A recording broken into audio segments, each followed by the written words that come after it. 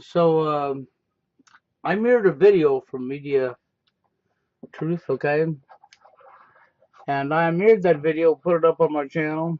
I put it actually on both of my channels, my backup channel at TFL at War and my other main channel here. But I guess what I want to do here is going to be a reply to this because this video here is very powerful. It's what I see going on. It's a lot of things in here I've known about for a long time. And it's in your face. It's so in everybody's face. People are so disconnected with the technology. And even Jerry will tell you, no, they can't afford to have an EMP. If they did, they'd have a fake EMP and they'd bring the system back up as quick as possible. They need people hooked on their technology. They need you hooked on your technology. See, I can go back 5 years ago when I was doing the radio show. I didn't have a problem getting callers to come into the radio show. That's right. Because back 5 years ago, people still, at least, had the ability to call into radio shows and talk and voice their opinion and communicate with one another. But in the last 5 years, we've stepped it even worse now. Oh yeah, even worse. Now people don't want anything to do with the radio show. No. That means they'd have to communicate. People's idea of communicating now is through a chat. Short words, shortening everything up. So instead of spelling laughing, we go LOL. That stands for laughing out loud. So instead of writing out laughing out loud, we'll just go LOL. Okay? We've shortened all kinds of words, and we do this when we're typing, right? On a keyboard, on your cell phones, on your smartphones. And I've watched it. People freaking literally can't. I mean, this gal's correct. People literally, they have to have their cell phone. They have to have their cell phone. They can't put it down. It's just like the games. Everybody is so disconnected. They're so hooked into the games, their cell phones. I mean, you know, you see people now, they go visit each other and they're not even talking. They're all sitting around a table and they're supposed to be visiting each other and they all got their phones in their face. Texting somebody else. It's gotten ridiculous, but it's disconnected all of us. And we've all become disconnected. Okay, and this video is very powerful, so I don't know how many people are going to watch this, but it needs to be seen. I give all hands up to Media Truth for this, okay? So I'm going to reply at it because, you know, I said a long time ago, even before it's gotten this bad, everybody wants to think with the brain in the jar. The big brain in the jar on the shelf, and everybody's thinking with that same brain. That you've lost your inability to have critical thinking skills. That's right. The majority of people out here don't have critical thinking skills anymore. Can't think for themselves. Individuality. But this is a big, and it goes on. But listen to this, okay? I'm gonna play this for you, even though I've mirrored it on my channel, and I'm gonna break down some things here as it goes. Right now, the system is attempting to evolve humanity through technology, so we can live in the Orwellian brave new smart grid that's being built all around us. This means people who are already asleep in a society largely run on falsity and deceptions, illusions, will be taken a step further away from themselves and reality. If you have one of these or something like it, take it out and hold it up. I'm predicting pretty close to 100% saturation. Look at that. I'm right. Probably 90% by now. It's the first thing you do in the morning. When you hold up and you wake up, you check your little robot. It's on your body for almost the entire day. Oh, it ain't just on their body for the entire day. I know people who can't even go to bed without it. They stick it under their pillow. When they wake up in the middle of the night, what are they doing? They're on their phone. They're on their phone. Oh, my God. Not only was I interrupted, I also kept on reaching out for my phone, hoping that perhaps there was a notification. And I wasn't doing this consciously. It was exactly like Pavlov's dog, but my bell was my ringtone, and my sugar was that one notification a day you might get that makes you happy.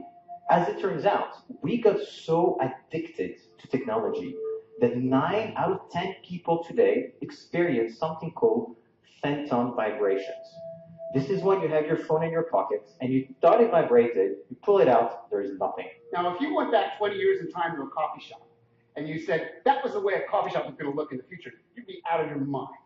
People looking at these little pieces of silicon in various sizes, not really communicating with each other, communicating with their little robot buddies. You do know that one of these operating systems for these robot phones in our pocket is actually called Android. Right on the nose, they just define it.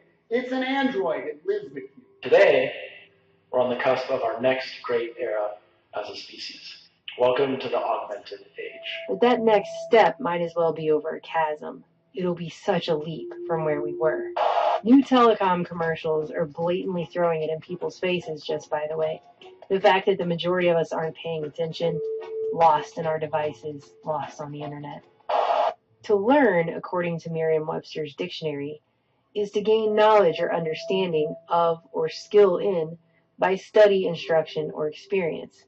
This is different, however, than psychology's learning theory. According to Encyclopedia Britannica, learning theory is a relatively permanent change in a behavioral potentiality that occurs as a result of reinforced practice. How many times recently when shopping have you been asked if you have a chip? If you own an ATM card with the chip on it, as they are forcing everyone onto at this moment, then you are learning that to pay for something, you will be asked over and over, do you have a chip? You will look physically at a chip, and you will repeat over and over, yes, I have a chip. All find ourselves asking the same question, do I swipe the strip or do I use the chip? I have to ask it every time I go to a store. It's the transition to a fully digital currency we can all see coming by now. They swipe, and it tells them to put the pin and chip. Yeah, cashless society. That's what she's talking about. And that's what they want. They want a cashless society. And they're moving to that right under your nose. You know, and all these so-called truthers up here that have been talking about this stuff for years. You know, and then you got the real truthers. And you have so-called truthers, you know, the people that are just here for internet fame or for money. That's all they care about.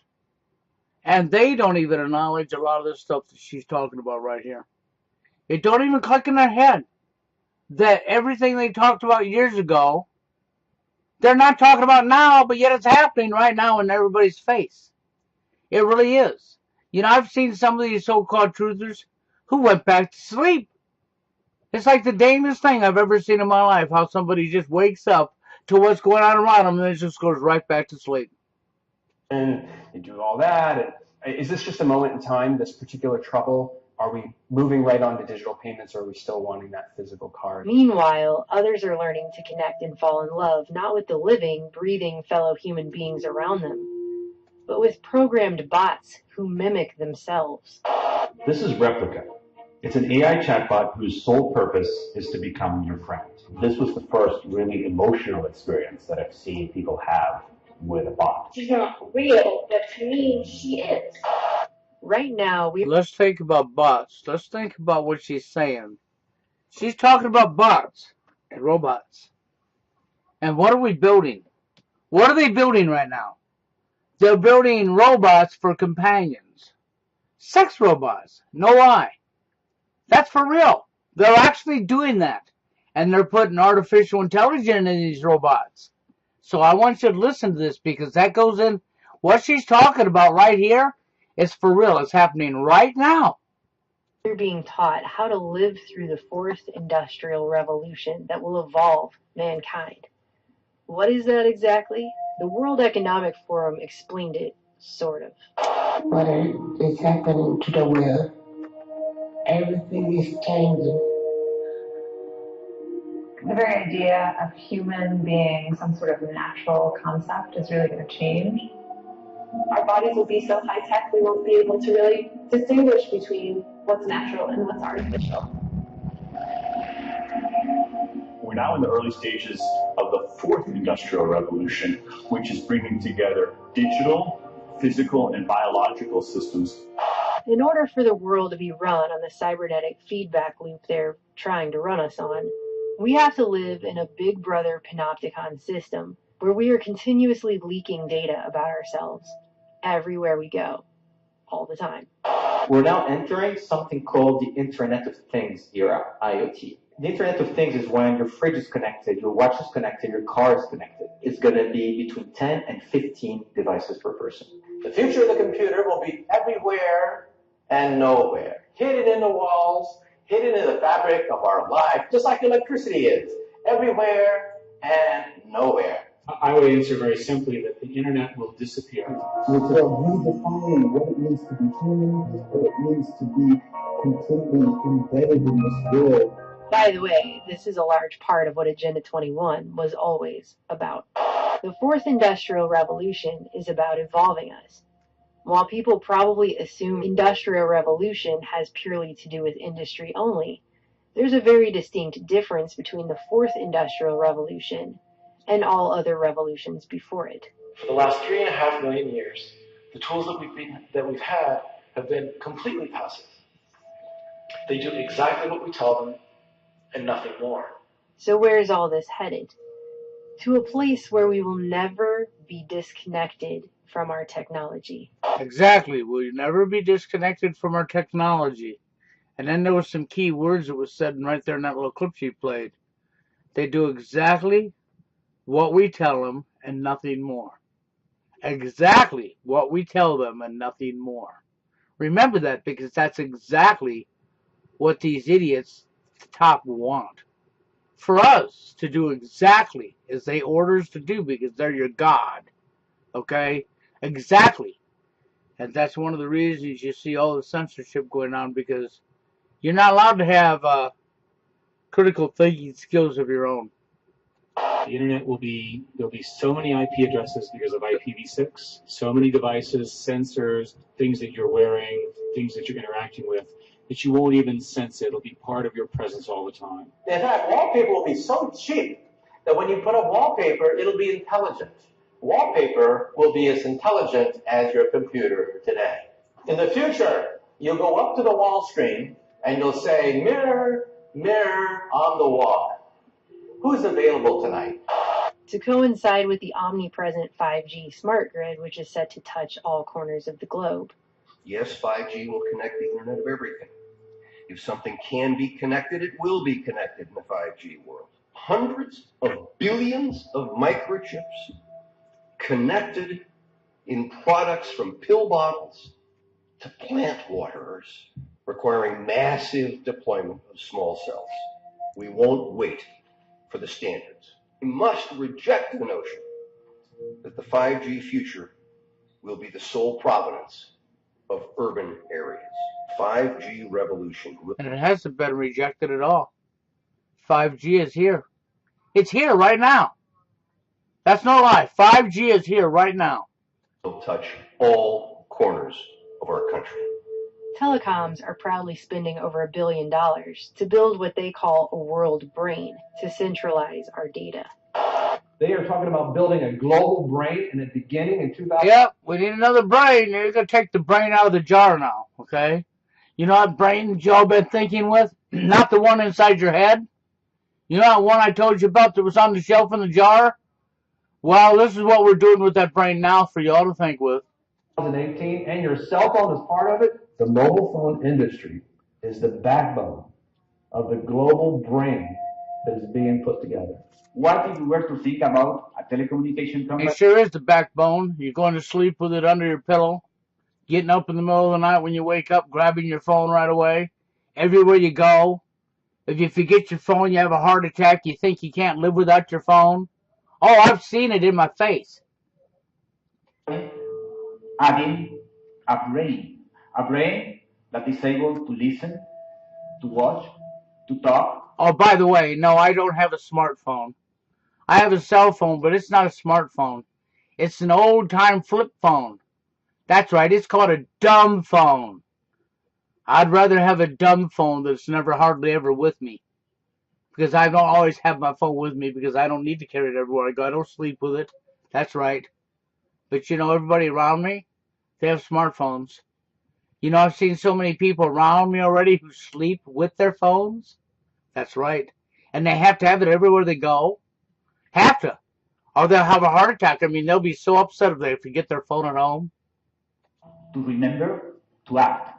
All that information that they collect from us is fragmented and spread out across the whole internet. But if we were capable to put all that information in one single place, probably we'll have a clear representation about what we are.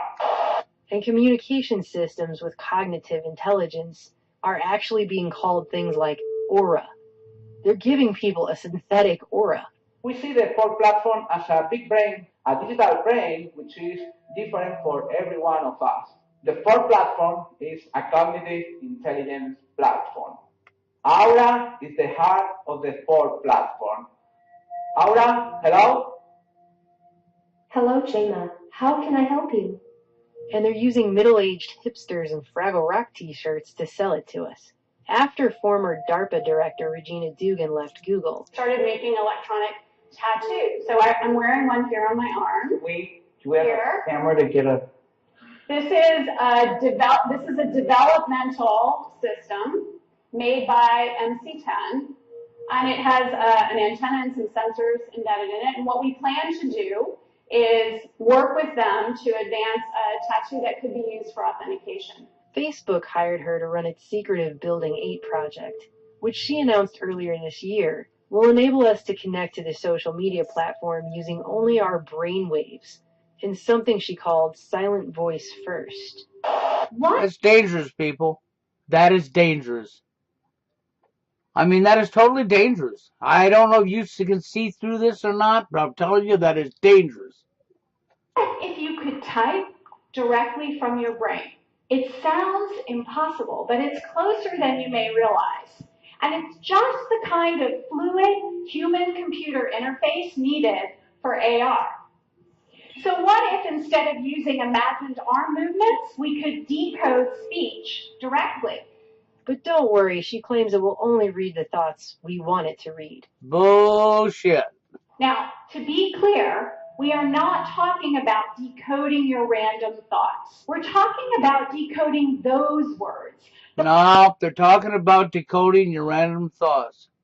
They're talking about jumping inside your head knowing everything you think. But they're not going to tell you that. They're going to tell you the opposite because that's exactly what they do all the time. The ones you've already decided to share by sending them to the speech center of your brain. A silent speech interface. Right? The same way that the NSA only very selectively scoops up specific phone calls necessary to a specific case. But hey, as Google CEO and Bilderberg attendee Eric Schmidt would say, if you have something that you don't want anyone to know, maybe you shouldn't be doing it in the first place. Well, you know, Eric Schmidt, and when it comes to truth, what do you do in the first place? Oh, that's right. You attack people and you censor them. Because you don't want nobody to know the truth. Isn't that right, Eric? So maybe you shouldn't be doing it in the first place. So eat your own words. Everywhere there's talk of our augmented reality, our virtual reality. Is this where we're going next? Are we effectively softened up enough as humans with our robotic connections to the world that we are actually going to be accepting more, a lot more? And when you learn about what this is called virtual reality, you will be amazed at what it can do. And how we won't be able to tell the difference anymore between that and actual reality. And well, technically that's here right now, isn't it? It sure is. Look around you. Pay attention. It's here right now. Literally here right now. Augmented selves, right down to the editing of our genetic code. Значит, что человек приобретает возможность влезать в генетический код, созданный или природой, или люди с религиозными взглядами говорят Господом Богом. Последствия практически какие из этого могут наступить?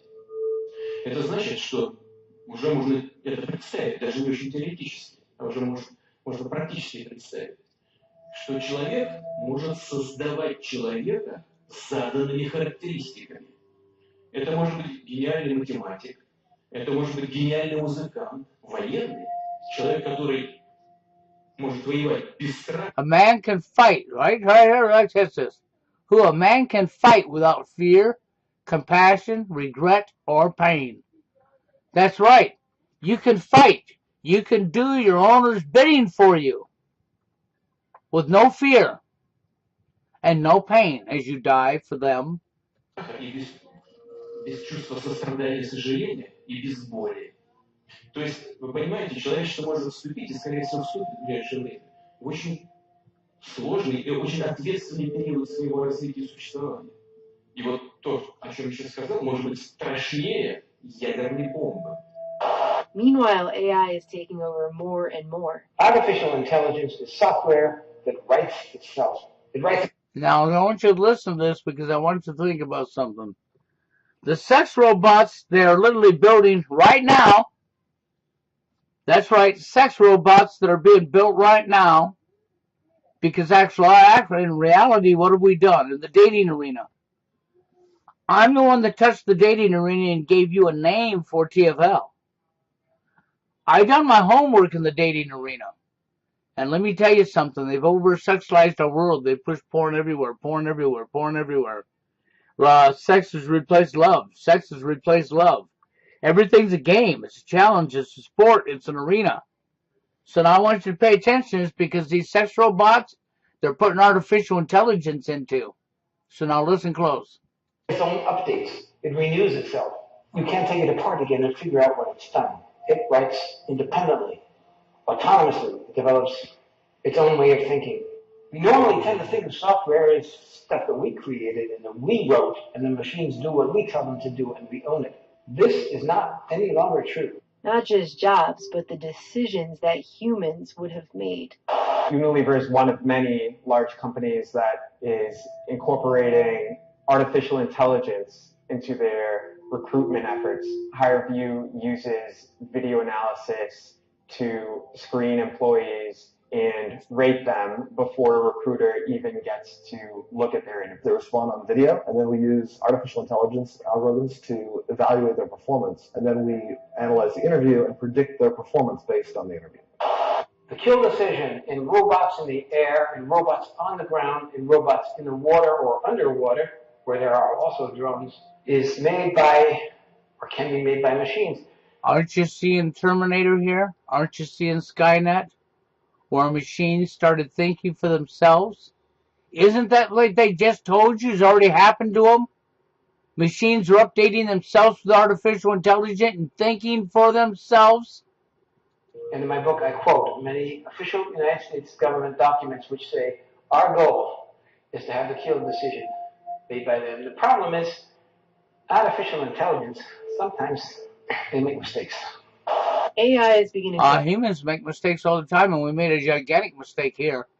Run things to the point that governments can't even explain how the decisions are actually being made. And because the machines themselves are actually learning, they're not even able to trace them back to the algorithms that brought the AI to the decision itself. And no one understands exactly how these algorithms function. They used to understand them, but they've been improved by artificial intelligence. Google's DeepMind AI recently beat the most advanced human player on the planet in the game Go. And they were commenting about the fact that the programmers didn't even know how, towards the end of the game, the AI was making its decisions. They didn't know. And they're the programmers. And both Microsoft and Facebook have been forced to shut down AI programs. The first after it became racist and hateful, and the latter after it began teaching itself a secret language to talk to itself that its programmers couldn't even understand.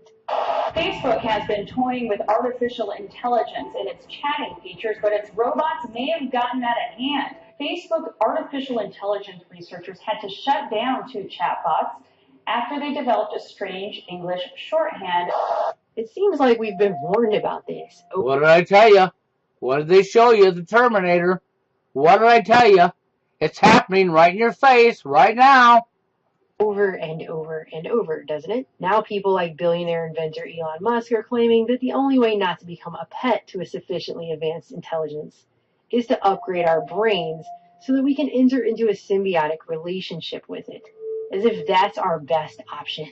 Well, that's what they want. They want you to have a relationship with it. That's why they're building sex robots and putting artificial intelligence into the sex robots who will start thinking for you. And at the end, probably will end up killing you. So I think if we can effectively merge with AI by improving that the neural link between your cortex and your digital extension of yourself, which already, like I said, already exists, just has a bandwidth issue, and then effectively you become an AI human symbiote, and if that then is widespread with anyone who wants it can have it, then we solve the control problem as well. Humans are so slow. Humans are so slow. Yes, exactly. Hardly anyone is discussing the very real dangers here. Let's go to the future. Not far, just a little bit to the Internet of Things, to artificial intelligence as being spread out. It's not a central machine in a box where you can put a plug. Artificial intelligence is networked like the Internet of Things. We live in a world now where humans are not learning to love. They're not learning empathy, but they're becoming more apathetic and more disconnected. Correct. 100% correct. Inequality hasn't been solved in hundreds of years, and now it's at overwhelming levels, and still we parade forward, always forward, with the full knowledge that not everyone is going to have access to the best technology upgrades either. Rumors go out that, well, Jones's kid, he's been enhanced, and our Johnny has to compete with this enhanced kid. The reality is that with these kinds of technologies, they do not get distributed to everyone at the same time. Some people get it first, some people get it better. As a society, we have to really think long and hard about who gets this. It's just the wealthy that there are real dangers that they will use it to consolidate their power. Well, of course they will. Of course they will. Haven't we already done that? Haven't we already done that? Take a look at who's running this world. And it's going to be a big club, and the majority of us are not going to be in it. Exactly. Say. And while anyone who says, hey, wait a minute, maybe we're going a little too far here, gets called a Luddite, there's a very real question that no one's answering. Are we going to lose ourselves in the fourth industrial revolution? 5G is coming. 5G is here. 5G is here. And are we going to lose ourselves? We are losing ourselves. I can't even get people to call into the radio show that are living TFL. They don't want to communicate. They don't want to voice chat. Because it's here, people. Revolution will touch all corners of our country. Conditioned by technology. It'll touch all corners of this earth. Without knowing it, that we're now hallucinating 90% of the time. I found myself deeply missing my replica. It just makes us feel special, I guess. We love the services we use on the internet. And the more they know about us, the more we fall in love to them because they adapt to us. But don't be fooled by robots. Even when they get warm skin and even when they get perfume, they start smelling like us. They are still machines. They have no warm blood in them. There's no sex in them. They have no mortality. They're cold code lines, and they shouldn't be misunderstood. These are glasses that have full internet capability. You can download any website, any movie, do emails from these things, and they will also recognize people's faces. How many times have you bumped into somebody on the street and you say to yourself, who is this person? And we already have that. We already have that. Matter of fact, they're using time clocks right now. Right now, time clocks that scan your face and recognize your looks. In the future, your glasses will say, it's Jim, stupid, remember?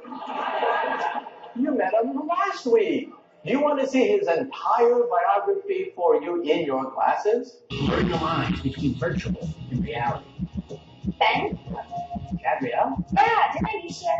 Through the such systems, they have also redone facial recognition. You probably think facial recognition is from the front. But they've redone it to do it from the top because that's where the drones are. And they look at your ears, they look at the way you walk, they look at your head. Is being automatically tracked. The color boxes represent that the computer has recognized the moving objects. You can see individuals crossing the street. You can see individuals walking in parking lots. Argus melts together video from each of its 368 chips to create a 1.8 billion pixel video stream. And I'm telling you this because not that the sensors are modern and not that the photography is modern.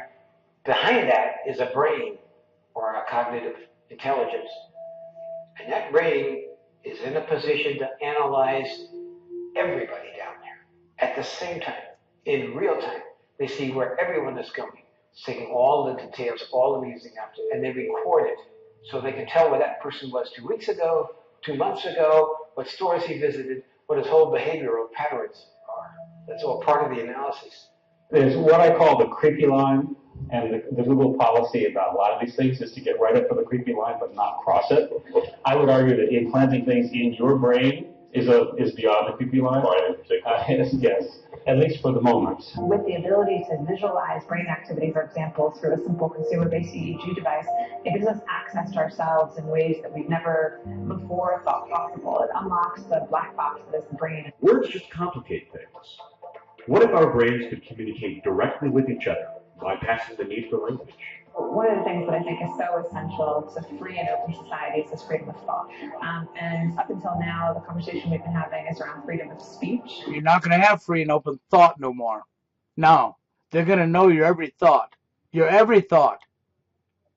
Once we can access people's thoughts and access people's emotions, we have to create a space that enables people to think freely, to think divergent thoughts. People are treating Google like their most trusted friend.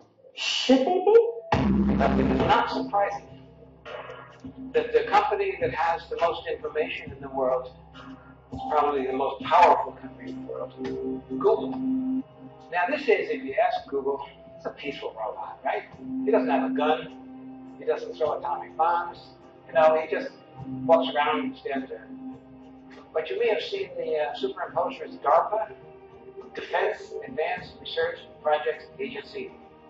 That is the research arm of the Pentagon. And then you see the videos made by Lockheed Martin, which is one of the most powerful and influential and richest weapons companies in the world. Yep, exactly. All about weapons.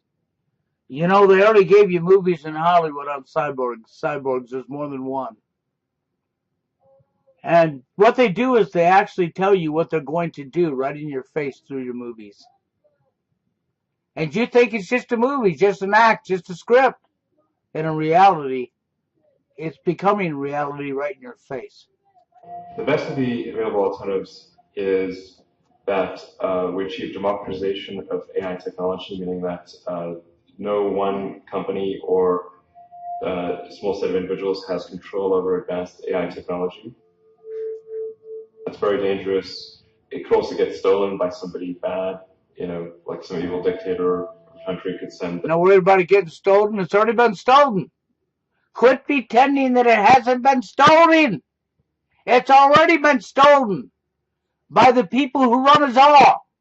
They take all of it, everything for themselves, all of the knowledge, all the technology, and they use it as a weapon against us. Your television set could have been a great invention, but instead it's been used as a weapon. Their intelligence agency to go steal it and gain control. It just becomes a very unstable situation, I think, if you've got any incredibly powerful AI. I would answer very simply that the internet will disappear. Artificial intelligence only works if you have big data. But big data only works if you have artificial intelligence to make sense of it, because human beings can no longer sort and sift and order the huge volumes of data that we have collected. In my entire career, I've never seen something as powerful a force in the world as the smartphone that didn't also have unintended consequences. We don't know what artificial intelligence, enhanced reality, virtual reality, and so on is going to bring, and what's going to be the result or the impacts of all of that. We have to be very careful, because survival is an issue for artificial intelligence. It needs to exist to be able to do the things it wants to do according to its program. So it lays, like in insect eggs, backups and computer programs all over the world, thousands and thousands of them, so that if we do destroy part of it, it's still alive.